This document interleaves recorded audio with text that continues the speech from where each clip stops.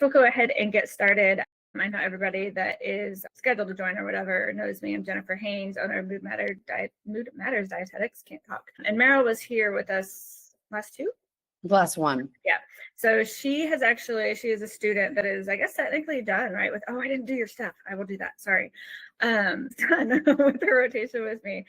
She's going to lead this journal club just because she is kind of like a convergence of our two, I think, special interests in dietetics. So if you want to introduce yourself more, go ahead. Otherwise, you can just go ahead and start chatting about the article. Awesome.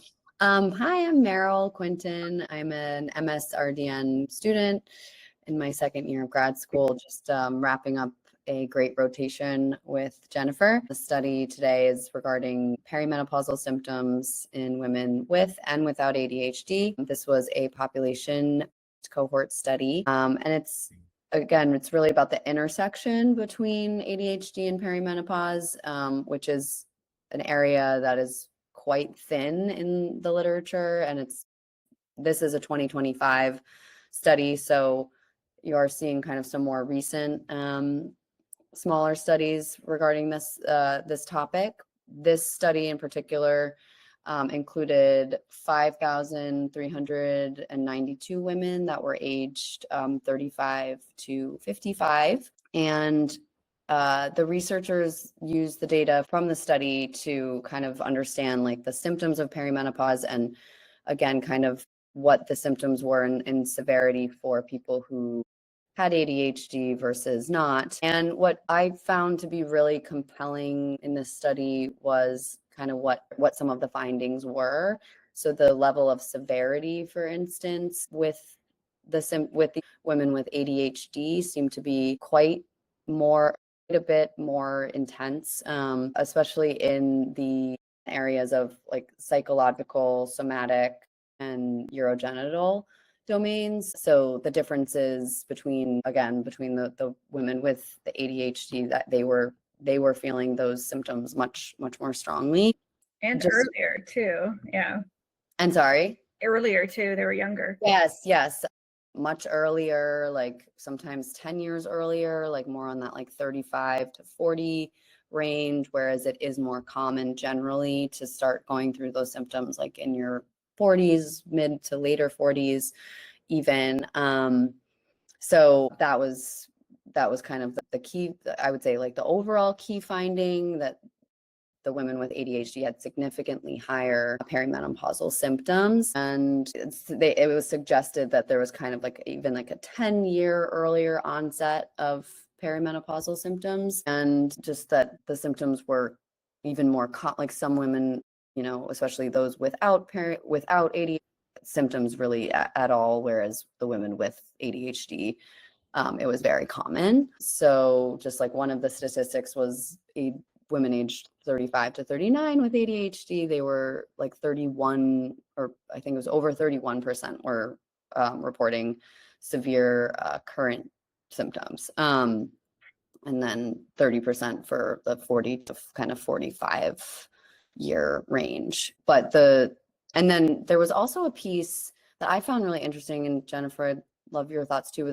They also looked at a correlation with PTSD. Mm-hmm. Yeah, that was part of what I wrote down on here, was that conversation. Yeah. So yeah, that was just something I wanted to. Yeah, my right before that, they had talked about the women with ADHD had a higher rate of, and they kind of listed them out. I didn't put it on here, but it was a higher rate of things that people with ADHD just have a higher rate of. So it's like tobacco use, drinking, I think, anxiety. I can't remember what all those were, but PTSD was one of them. And where I think some of this is going to murky the waters of the results of the study is that the way they gathered this information is, in my head, it's almost like the Icelandic version of Hanes that we have, right? Or had, I guess I should say. But anyways, they had a bunch of people, I can't remember, it was a really big number, take these surveys, right? I was trying to find that number really quick, but it's not right in front of my face. So about over 5,000.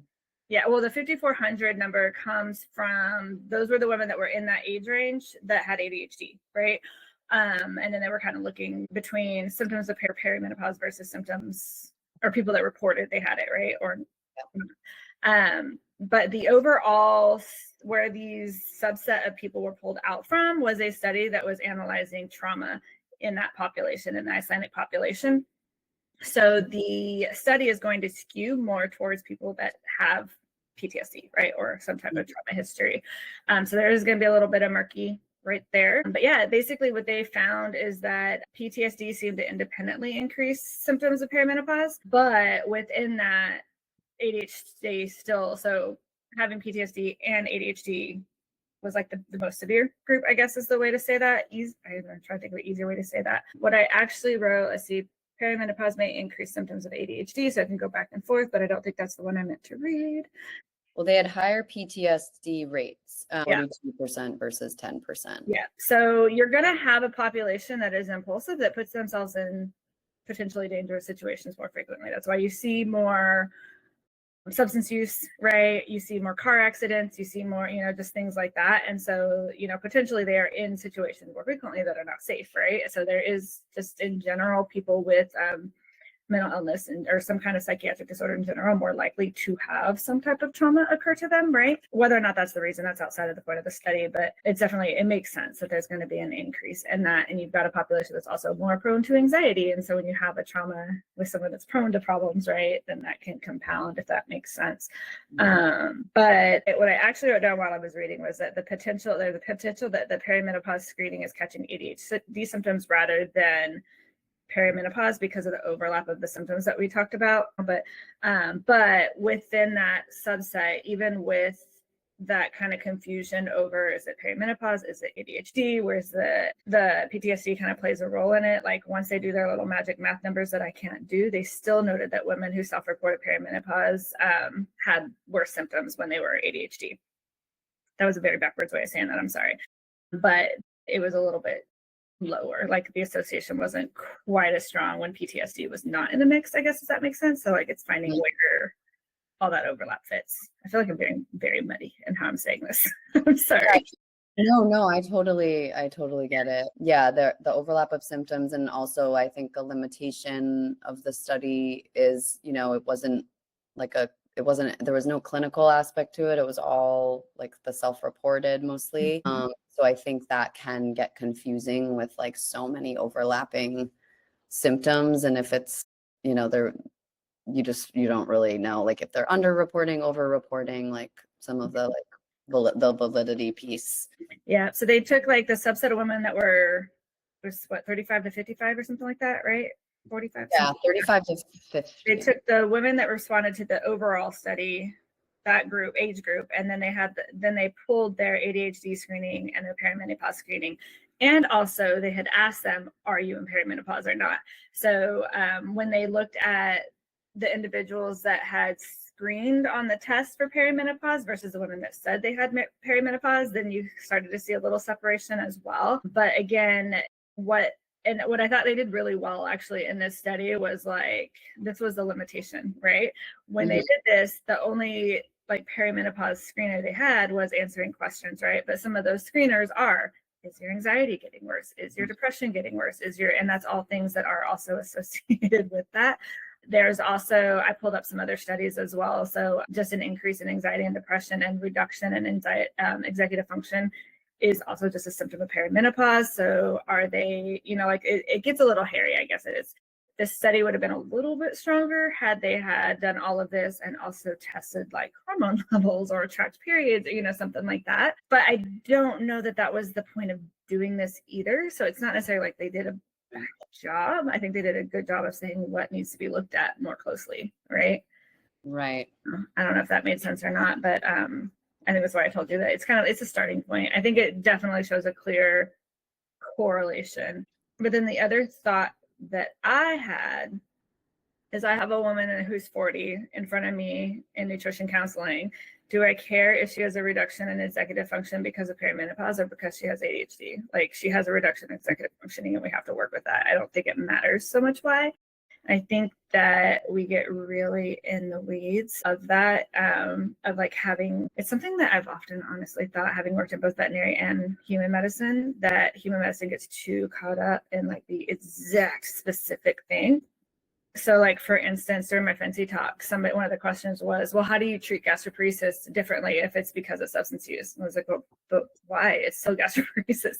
Like, if the substance use is removed and it's the gastroparesis resolves, well, like, yay, you know, that's how you treated it. But like, if they still have gastroparesis, or you have a patient that is still using the substances, then you treat it like gastroparesis, right? Like, so I think the same thing, like, we need to figure out how the brain works in their counseling, and like, okay, maybe this used to work, but you're not where you used to be, you're where you are now, and we still need to figure out what's going to make your brain function better regardless, right? So what the clinical application, clarifying that, I don't think is clinically that important to me with a client in front of me. I think it's super interesting, right? But I think we sometimes forget that super interesting does not translate to a difference in how you talk to your clients, right? Right. I don't know if it made sense or not, but yeah, no, totally. Another thing I just like in talking with you, like thinking about, you know, that there was no medication data. So like, I'm curious about like how that could have potentially impacted the study as well. Like, are we assuming that everyone who reported they were ADHD was medicated? And like, because I know they said that the perimenopausal symptoms can be very, you know, overlap with symptoms of ADHD. So I don't know. I'm also just wondering like if that, like how the medication could potentially interact, like who, you know, people saying they have ADHD symptoms, but they're not necessarily ADHD. But you know, something I thought about a lot as I was reading through it, and I just think there's so much that we just don't know about some of these things. But I have a friend who is a therapist who has said that she's a trauma specialist actually, and she has said on a couple of different times that a lot of the women that she sees that think they have ADHD but aren't like managing it well, or like the medication didn't help as much as they thought, like once they get through the trauma processing and work on anxiety, like the ADHD symptoms go away. So some of it very well could just be like how much else is taking up brain space, regardless of whether or not it's like an ADHD chatter or it's like a trauma history or anxiety that's taking up and distracting, right? So that was something I thought about quite a bit while I was reading this. But you're right, I hadn't even thought about the medication not being reported in there, because absolutely somebody that's not, you know, they actually had a study recently that followed children through adulthood, and the ones that started on medication for ADHD when they were young had a much lower rate of substance use compared to other people with ADHD, right? So just being able to learn how to manage symptoms and have medication that's appropriate and stuff like that. To your point, as far as this goes, like I think I told you, I think it was before we started recording, that I went through like other stuff. They did a study with, did I say adipoxamine? Whichever one it was, a non-stimulant ADHD medication on women in perimenopause that did not have ADHD, and saw improvement in some of those symptoms. And then I had another thought with that. that's interesting. I don't remember what it was. I'm such a mess today. Sorry, let's see if I wrote it down. I did not write it down.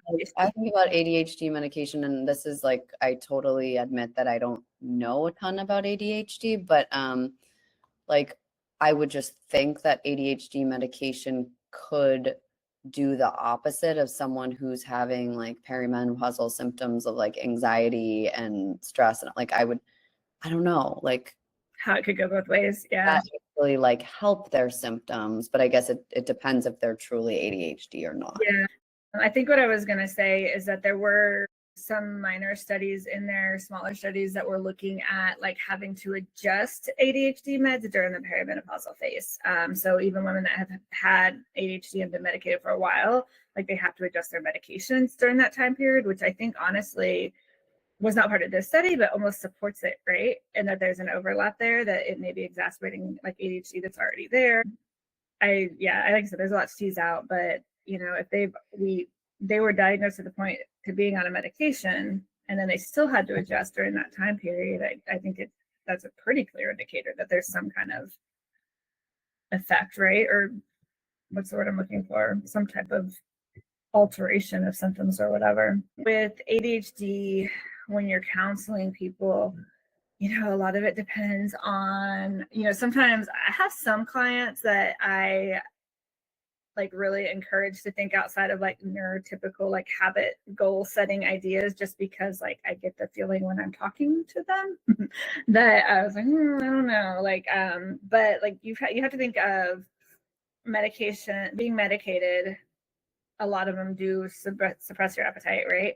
So then they suppress their appetite, but they're not making themselves eat. That's going to increase their feelings of anxiety, right? Because their blood pressure, not their blood pressure, their glucose is going like all over the place, right? Which is not good for anxiety symptoms. And, you know, if you are at a state where you're maybe like mildly hypoglycemic or even just above that, and now your attention span is dropped, like, is that idiot? You know what I mean? Like, there's all of that kind of stuff that goes in there.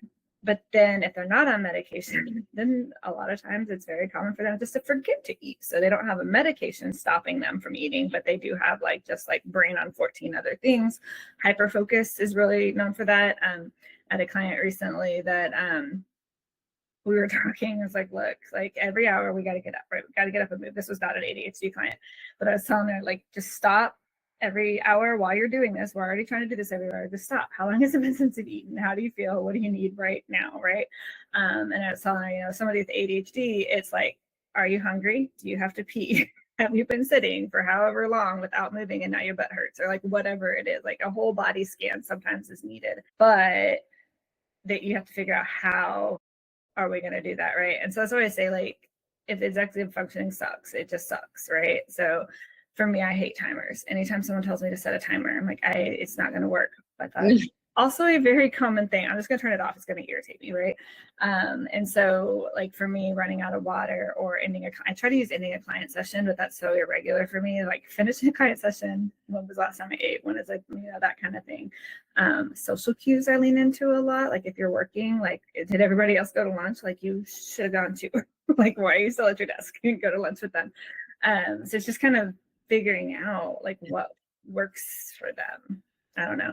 I think we also get into a lot of the neurotypical way of doing things and the ADHD way of doing things. And that still puts everybody in ADHD in the same boat, but it doesn't, like, there's not an ADHD way and a neurotypical way. There is various things we need to consider and what's going to work, right? And to some degree, you know, we're probably doing a little bit of a disservice for neurotypical people too, because there's still going to be a range, right? Like a spectrum, you know? I don't know. But I think those are the big things that I took from other studies. Something that I want to look into a little bit more, that just like in general, is like, why would someone with ADHD go through perimenopause early? Like, does it have to do, like, I kind of did a little bit of like a search, like something to do with like the like estrogen being different, being different, and like the like more of the fluctuations, like, yeah. I don't know. I didn't see anything. So when I searched just like perimenopause and ADHD or something. I didn't see anything about that. But I think that may be what they were alluding to when they said like some of the ADHD symptoms are also symptoms on the perimenopause screening, right? So there's a potential they picked up people earlier on a perimenopause screening because they were answering yes to the questions that overlap, right? So that may have been a skewed data situation, and that's why they went back and looked at when they asked if people thought they were in perimenopause versus menopause. But I don't think it made as much of a difference as they were maybe thinking it might have, like, versus like, you know, these are just symptoms or whatever. Yeah, like something when I was like just doing like a little bit of a follow-up search, it was like high rates of like especially with the PTSD as well, like high rates of comorbid stress disorder kind of thing. Neurobiological sensitivity to estrogen fluctuations, like, yeah. So the other things I wrote down from other studies, and this is just, like I said, just kind of the takeaways from those studies, was that ADHD symptoms tend to be worse during the mid-luteal phase, so between the ovulation and when your period starts, which like I can attest to, for me anyways. And then to go along with what you just said, women that have been diagnosed with ADHD have an increased risk of PMDD, so not even just like PMS symptoms, PMDD, postpartum depression, and have a higher rate of cardiovascular problems during menopause. Like, so you already have a high rate of cardiovascular problems, like in the general like population of women at menopause, but then ADHD women tend to have it like even further. So I'm not I think some of that's probably more of the behavioral things, right? So like the dopamine seeking with food and things like that can lead to unbalanced diet more so than other, like a more neurotypical person. So that they didn't really suss out why they were looking again at association, right? I guess to like kind of knock all of that home is that we're still in that phase of research on this where we're looking at association, not causation, not Right. details and, that kind of thing. So I thought it was an interesting study for sure. Yeah, it definitely like makes you think of what could be like a next study if I think could dig deeper with having a little bit more of those like clinical inputs as well. That could be super interesting. Like if they could ever track like women's cycles and their hormones and like the fluctuations there, and then who's on medication versus not. Yeah. There was another study that showed that ADHD symptoms did peak during peri. So these are all people that had ADHD, and then but also so did depression and anxiety in perimenopause as well. So I feel like there's enough like little things that like it's definitely there, right? Like for me as like say like a lay person, I would take from this that yes, we see worse symptoms in that phase of like ADHD worsens during perimenopause, right? Would that face scientific scrutiny? Probably not. Like I said, it's like the beginning of it. But if I have had ADHD that was managed and all of a sudden I'm 40, I'm like, what the hell is going on? Why isn't medication working anymore? Like, okay, like this is a thing, right? Like I don't know that. I think it's more like it validates women that have experienced that. Like you're not just crazy. It's not just you. This is the thing that happens. And at that point, I don't know that most women will be like, no, it has to, I have to know why I have to have more scrutiny. Like 5,000 women and what, 530 of them were ADHD. I should have done the math. So 4,900 without it. So, I mean, that's not a tiny study, right? It's not 10 women, right? Yeah. So, yeah. Yeah. Yeah, I mean, obviously it was population based, so it would also be cool to expand it further, but no, it's like not a small little study. No, lots of more to like expand beyond this though. Would be interested, and I don't know how you would know this necessarily, like with 100% certainty, is what the rate of like undiagnosed or late diagnosis ADHD is in Iceland versus in the United States. Like, is this more of a thing to worry about here because we don't diagnose, but they do better? I mean, I don't know. They may do worse than us. I don't know, but yeah, the only other thing that they kind of sort of hinted in here is that idea that late diagnosis is more common because of X, Y, or Z or whatever, and trying to discern between like, did we actually misdiagnose a late diagnosis of ADHD because they were in perimenopause and they were experiencing that reduction in executive functioning and that increase in other stuff. But I mean, essentially it was like, well, we have to do more to figure it out, right? So I don't know. To me, even if they don't meet all of the requirements for ADHD, if they are improving on ADHD medications and you're seeing those symptoms, you treat the person, right? And I think like as they go on, they may find like, oh, well, this is why this medication worked and we should go maybe more this route or whatever. I had never heard of that before, but it is interesting that we've had this huge boom in late diagnosed ADHD in women. And like maybe it was actually like, it's curious to see that.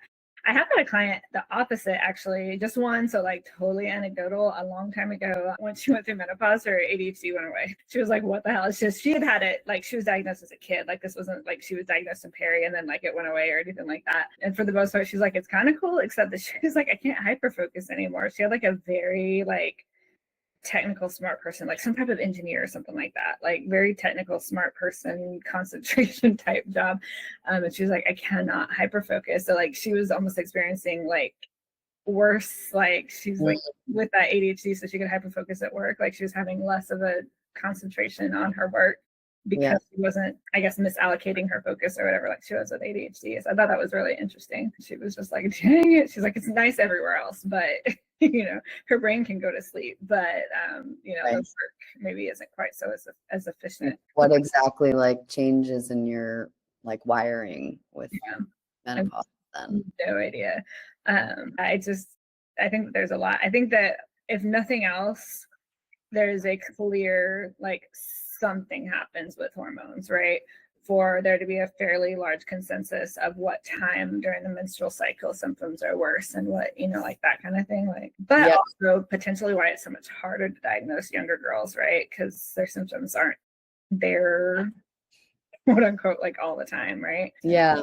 No, and I also wonder, like, if they go through perimenopause and then menopause on the early side, like, is it a longer, like, end-to-end process, or is it the same, or is it sped up in any way? Like, and they just like go through perimenopause more quickly and then go into menopause and then they're on the other side of it. Like, that would be interesting too. They start early and end late, or start early and end early. Like if they hit menopause start early and end late, that would. Yeah. From my understanding, the original study was just like a huge bunch of people taking a whole bunch of surveys and things like that. Like, I don't think they did a follow-up, right? I don't remember. No, I mean, it was only in the last year. Oh, yeah, that's true. Well, this study was published in the last year, but when was the 16,000 person one? Mm-hmm. That was 2018. Yeah. The Saga cohort study, that was 20. Still like 6 years though. Like if you're thinking like starting perimenopause at 40-ish, right? And that being a 10-ish year time period, like it may not still be long enough to have like all of the data in for that. That's true. That's right. Yep. Yeah, I think, like I said, I think like stuff like this, like I've had a client recently that has ADHD. Actually, it's the one that you sat in with ARFID. And my first or second session over with her, I asked her, I can't remember what she said. I was like, do you have autism too? Like, are you on the spectrum? And she said, no, but I want to get tested. And her mom was like, why? There's not like an autism medication necessarily. Like there's like an ADHD medication. I was like, but man, like it really helps to like understand your brain and have like words to use to describe what you're going through. And like, if nothing else, like within a session, if a client is saying they're experiencing these things and like they've done a lot of work to regulate their intake or normalize their intake so they're not like not eating all day and then binge eating at night, or they've done all these things and they're still experiencing this, like it is helpful to have some type of validation and like this is a thing that happens, and you know what I mean, like just that know what's going on in your head, I think is really helpful. It doesn't fix anything, but at least it gives you like a chance to like look into it, and there are resources and support and do that. But also like a lot of times what you hear with people with ADHD is like, I always thought I was dumb, or I was always told I was lazy, or I was always like, no, like there's something really going on. Like, like there's definitely something that is happening to women in this, So if nothing else, if we don't ever find some major breakthrough from this, at least there is a resource that says, hey, like, yeah, we notice this trend very consistently. It is not just you being crazy, like that self-esteem issue that comes along with some of that, right? Yeah. So I think it's helpful for us to know. To me, and you can see if you can think of anything there, but to me, it's not necessarily like a major change from this study.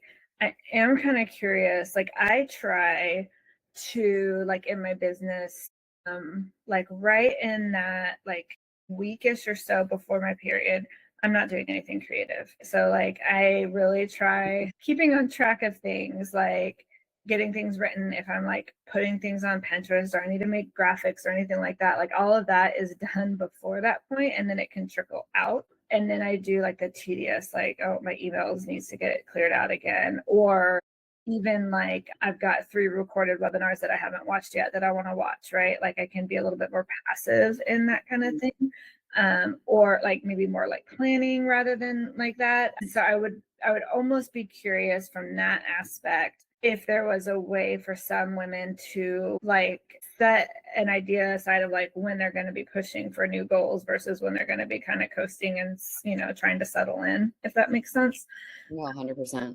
I do the same thing. At least it's been more recent that I'm way more like aware of like cycle tracking, and I know that like those first couple, or not even a full 2 weeks, but that glorious week between like the end of your period and like ovulation, like that's like a great like outward face. Get everything done. Like try to get everything done and be your like more social self or whatever, and then like the luteal is way more like inward and reflective. I think that's still kind of along the same line of like what I was saying before, right? Is more just knowing how you're like that that those shifts are normal, and that like, yeah, you know, Yeah. you get Help that burst of normal. energy, and I knew that years ago. but you know, those days, whatever that you can't do as effectively as you did before, yeah, there's a reason for that, like, or it's just harder, or you know, anything like that. It may be something that in theory you could bring into session, just being like, this is normal, you know, and then like obviously like birth control and stuff like that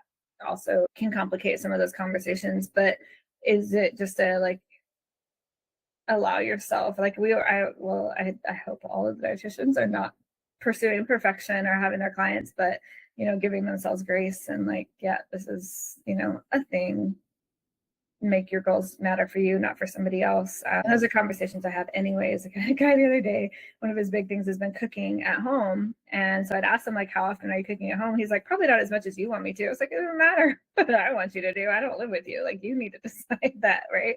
And so he had reduced from like almost every night eating out to like 1 or 2 nights a week. I was like, that is a massive change, right? Like, think of all the sodium you're not eating, and you know, all the vegetables that you can add to your food now that you can't do when you're going through the drive-through, and you know, things like that.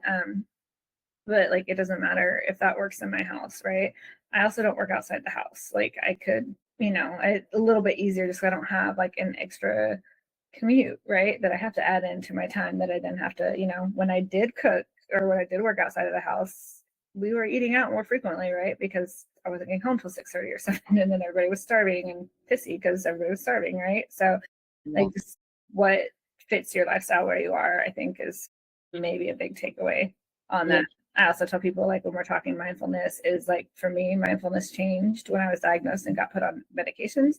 But even before that, my mindfulness had to change because I had kids, and I ate dinner at like 9 o'clock before I had kids. But when you've got a kid that has to go to bed at 8, like, we can't do that. So now I had to eat, like, I became like someone that snacked at night, versus before I never really did, because like, if you eat at 9 o'clock, you don't need to snack before you go to bed, right? And so like, all of that changed based on what you're doing. Another thing for me is like, when I went from being a vet tech to being a dietitian, like, I was running around, very physical job, to a desk job, right? Like, that looked different. The amount of food I needed looked different, right? So just giving you another reason to like, you really do need to allow yourself to like live in where you are, right? I think maybe, I don't know if I'm gambling, but No, 100%. I think at least it could be validating for some people. Yeah.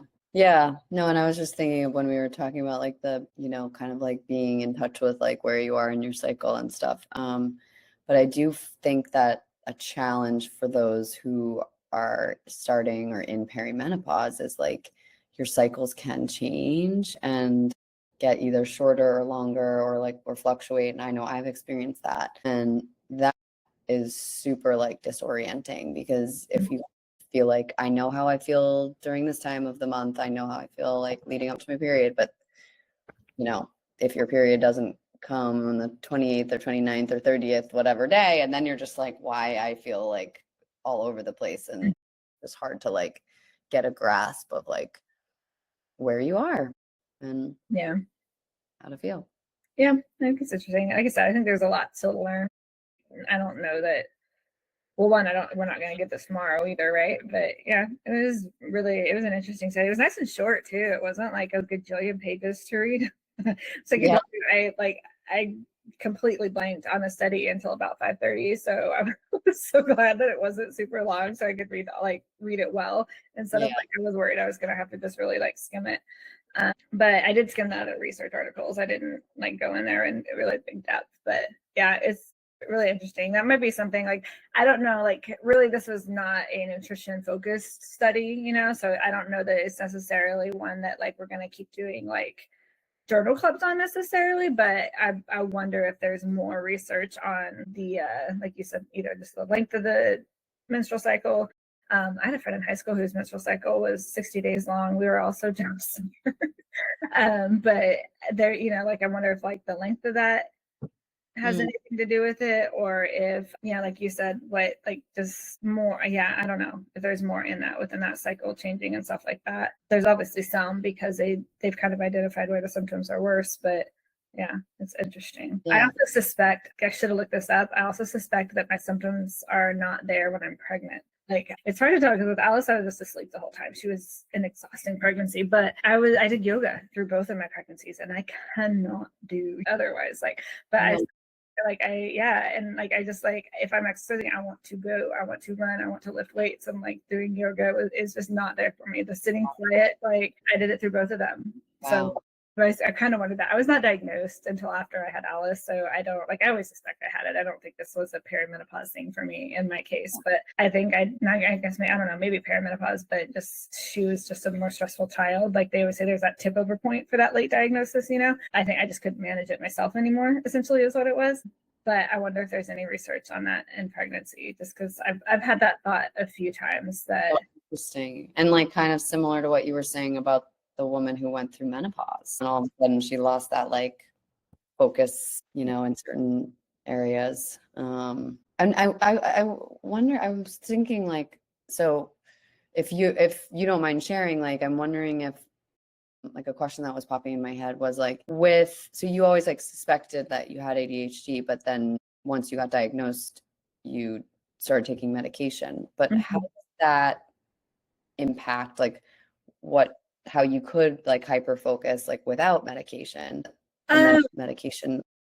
So I would just say that's a good question because most of the time I can't hyper focus because of my child. She doesn't allow me to have that much space to like really like dig in and, you know, like do that like I can. So I don't know that I have a really good answer to that. I have found for me, medication has helped most of the executive functioning. Like I don't like in the past, just not wanting to do things, I would just delay it until I did it. The reason I finally went and got diagnosed is because we were going on vacation and I had almost 3 months worth of insurance to bill. Like I was so far behind and I had to figure out which ones because I was kind of intermittently doing it when I was like, shit, my bank account's getting low, you know? So I did all of it, got up to date, like literally the day before we went on vacation. And then it took me another month to get back into it again because I freaking hate it, right? So now I have a biller and she's my most expensive expense, but well worth it because, you know, now I get paid. And also she's just better at it. She finds things that she can charge that I like wouldn't, you know, or like the diagnosis codes and stuff, and she knows which one will pay, you know, she's, you know, she does her job, right? But yeah, so that kind of thing I think is the most. It does not make my brain quiet like a lot of people report. Like there's still 4,000 things going on in there. So if I'm really tired in particular, like I can't grab words as much, I can't spell as much, you know. But I wish I had a better. No, I mean, I'm just curious. Like, I say that. Well, maybe the only thing I would think of is no, but that's not true because I didn't go back on campus after I had her. I was working at that residential rehab when I was pregnant with her, but all that was before I had her. Yeah, I don't think I have a really good answer on that. Like, I wish I did. That may be a, you know, when she goes to kindergarten, I might have a better that like when she goes to kindergarten, you're gonna have this like kind of new, not freedom, but like more, obviously much more. And it's hard to say. Like I used to work out, and it was the perfect setup for me anyways, but probably for someone with ADHD. Like I was still taking my son to school, right? We were too close to the school for the bus, so like I had to get up and take him. And so there was that, and then they only had childcare from 8 to 12, so I had to get there by a certain, you know, whatever. So I had gotten into a routine where I could take him to school, go, and then I could work for an hour and then go work out for an hour. And that hour that I had, I was really focused and got a lot done. But it was also a co-working space, so like there's that, you know, body doubling with ADHD. But I could really like dial in and get stuff done in that situation. So like maybe if I had had more, like a longer time period with that, potentially I could have, you know, executed that a little bit. But yeah, I don't know. Last time I went to a Starbucks or something like that to work, it did not help. So yeah, and no, I can't be one of those people that works in like a coffee shop. Like I can't get anything done. It helps to have things to ignore. Even like weird things come up. Like I'm from San Antonio and our neighbor down the street is from that area. And then obviously everybody here is from Dallas and they're like huge Mavericks fans. So we're like the poor little Spurs fans on the street. But his wife was texting me the other day and she was like, how could, like, he's just on his phone. Why isn't he watching? I was like, I'm on my phone too. Like, I can't just sit and like, I have to have like something else I'm doing to sit. Like, I know exactly what's going on in the game, but like, I've got like I call them time waster games, almost like a fidget on my phone that I go back and forth in. Cause like, as much as I really like basketball, like I can't just sit and stare. So like the commercials come on and like, again, that focus is broken and stuff like that. So she was like, he says that too. Like, yeah, like if I'm on a webinar, I'm usually on one of those little fidget games too. Just because I don't know, it just helps me. It helps me to have something to ignore, which is, I don't know if that's why body doubling works, but like my mom used to get so mad at me for doing homework with the TV on. It's like, but I can't do it without the TV on. Or same thing when she taught me how to drive. I have to turn the radio off. I'm like, but like, how do you think? Like, I don't know how to think without the radio on.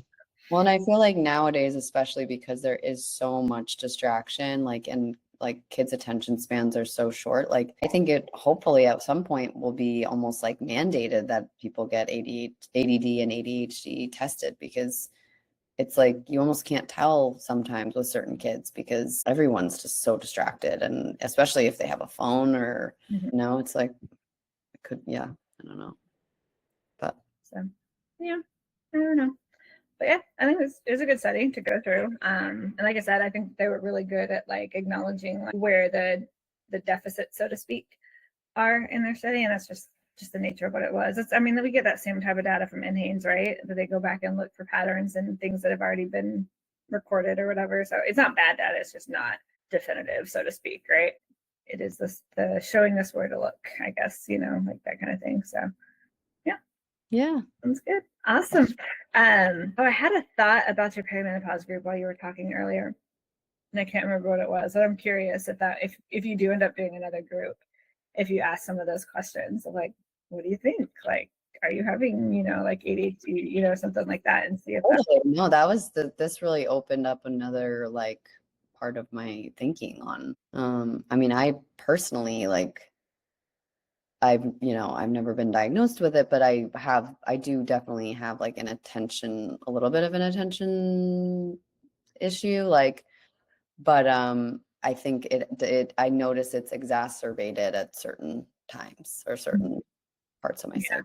Yeah, and then you get like people are like, well, like everybody has a little ADHD. It's like, I mean, nobody's like got perfect focus all the time or anything like that. It's like what the interference in like what you have to do and different things like that. So I like thinking of, I know we always talk about like autism being on a spectrum, but just like it's not neurotypical versus not with neurodivergent. I forgot that word for it. So it's not like either or, right? Like there is a spectrum, and then there's a point where that spectrum becomes more difficult, right? Maybe a lot of people have just figured out what their accommodations are and they can do themselves, right? I know I used to drive people crazy clicking pens, right? Before fidgets were popular, like I used to get griped at a lot for clicking pens, or playing with my hair.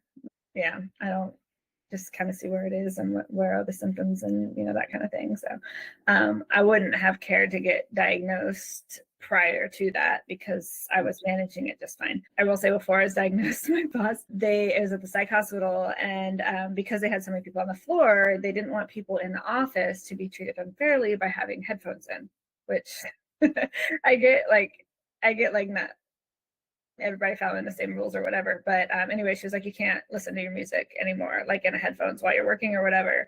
And man, it wasn't an hour later, she was like, go put your headphones. She was like, I can't work with you in here like this.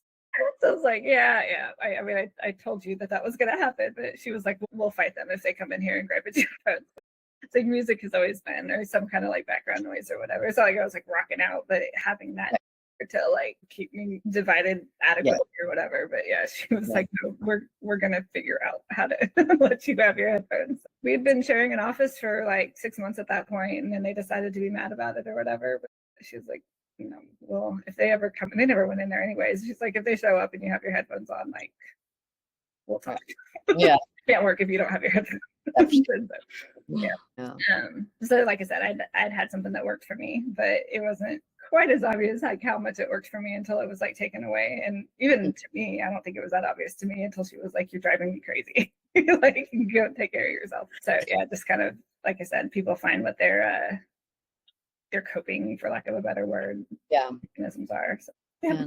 Interesting. All right, awesome. If you want to try, I was looking at it the other day, binaural beats. Is that how you say it? BINAURAL beats. I It's don't supposed to know. be like that specific type of music is supposed to be good for ADHD. What is it called? Yeah, it's binaura, like binaural, like aural, like you're hearing. I guess it's Oh, I see. different frequencies into each ear, so you can't like just do like one earbud or whatever. But I don't know. I found a Pandora station that has it on there.